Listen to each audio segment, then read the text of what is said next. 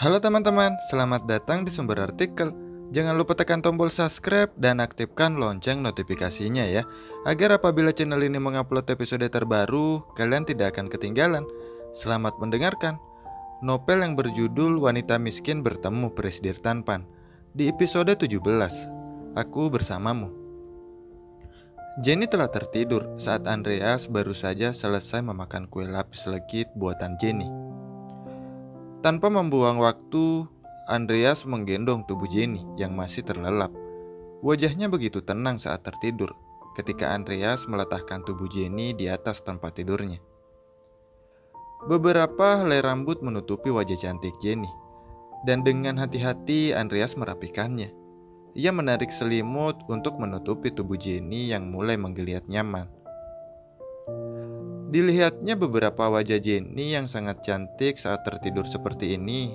Di wajahnya masih tersisa riasan wajah karena Jenny tertidur tanpa membersihkan wajahnya terlebih dahulu. Andreas tidak ingin wajah Jenny menjadi kotor yang akan menimbulkan jerawat yang membuatnya harus merasa tersiksa karena harus kembali ke salon kecantikan yang menurut Jenny adalah sebuah lobi neraka. Aku akan mengirimmu kembali ke salon jika kamu tidak membersihkan wajahmu seperti ini. Andreas berbicara sendiri sambil tersenyum. Ia menyeka lembut wajah Jenny dengan kapas yang sudah dibasahinya dengan cairan pembersih wajah. Kini wajah Jenny telah benar-benar bersih dan wajahnya terlihat polos seperti bayi. Cantik sekali, puji Andreas tanpa sadar. Dan matanya yang tidak dapat diajak bekerja sama terus saja melihat ke arah bibir Jenny yang terkatup rapat membuatnya membulat membentuk pola hati. Andreas segera menjauh saat perasaan itu kembali menghinggapinya. Andreas tidak boleh hilang kendali. Ia tidak boleh bertindak tanpa sepengetahuan Jenny lagi. Karena itu ia segera beranjak bangun dan bergegas untuk mandi. Mandi adalah jalan utama untuk meredam hasrat yang kembali muncul dalam benak Andreas untuk menyentuh Jenny. Saat Andreas baru memasuki kamar mandi, terdengar suara rintihan Jenny. Ia menangis memanggil orang tuanya dan cepat Andreas berlari menghampiri Jenny dan menggenggam tangannya dengan erat. "Jangan pergi, jangan tinggalkan aku dan Jayden. Mama, Papa, aku mohon jangan pergi. Jangan tinggalkan kami berdua. Kumohon." Rintihan itu terdengar menyakitkan. Bahkan air mata Jenny kini mengalir membasahi pipinya. Ini pertama kalinya Andreas mendengar Jenny mengginggau seperti ini. Karena ia biasanya mendengur dengan keras. Tapi kali ini sepertinya Jenny mengalami mimpi buruk. Jenny, tenanglah. Itu hanya mimpi." Andreas mengusap lembut kepala Jenny saat sebelah tangannya menggenggam erat tangan Jenny. "Tenanglah, aku bersamamu." Andreas akhirnya tidak kuasa memeluk Jenny saat Jenny terlihat sangat gelisah dalam rancauan yang membuatnya menangis sambil memanggil kedua orang tuanya. Perlahan Andreas mengeratkan pelukannya hingga Jenny perlahan menjadi tenang dan akhirnya berhenti mengigau. Andreas tak menyeka sisa air mata Jenny.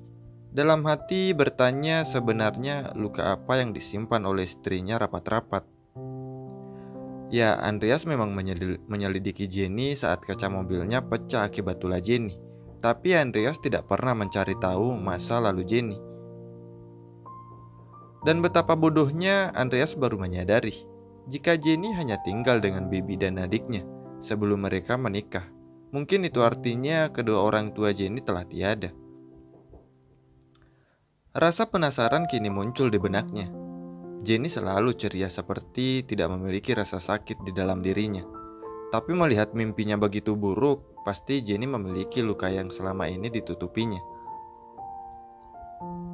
Andreas yang selalu menunjukkan jika dirinya terluka selama ini dengan sikap dinginnya pada semua orang dan Jenny menjadi bagian dari kehidupannya, ia mulai merasa tersenyum dan sedikit menghangat.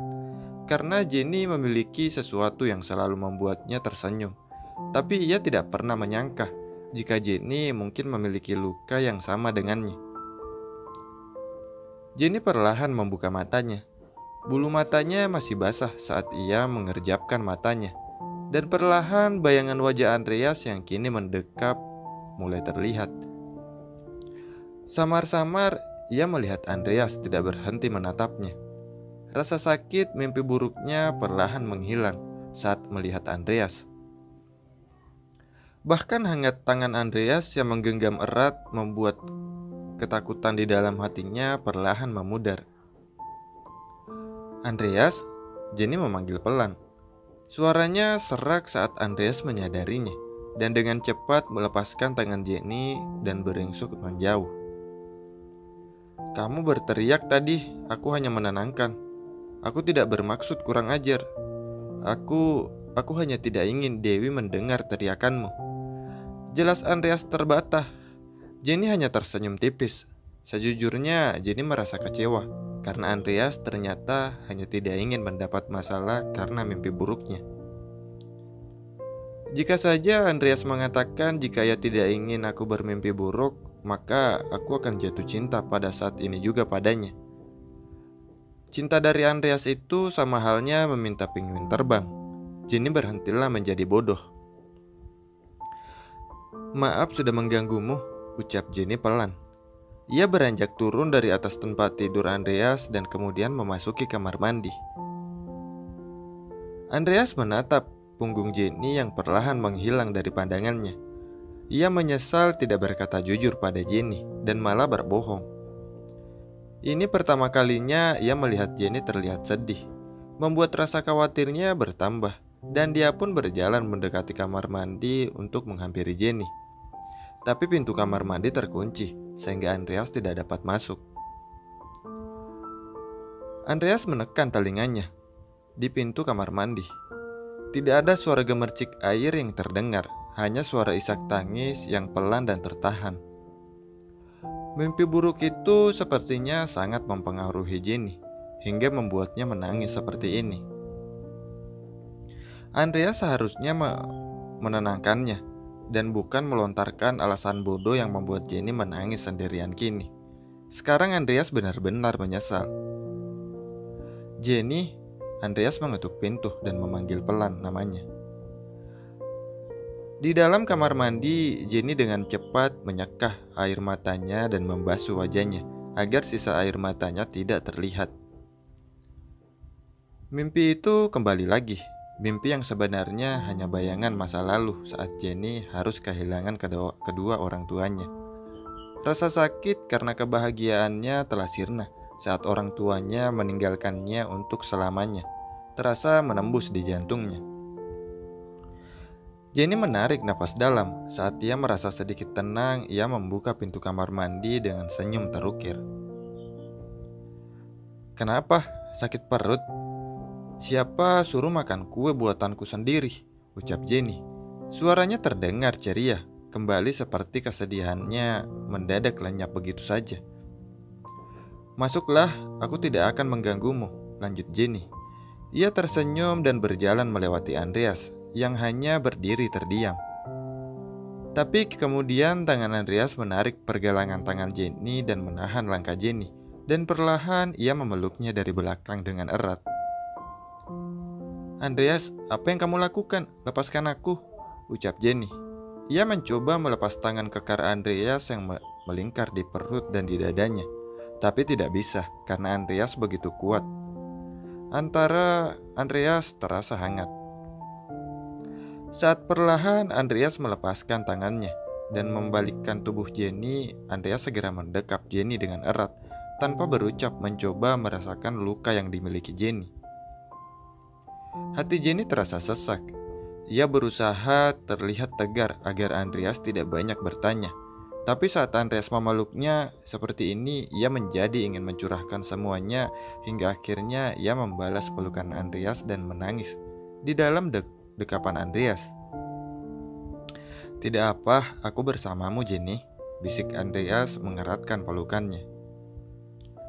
Ia kehilangan kedua orang tuanya, tapi ia masih memiliki segalanya.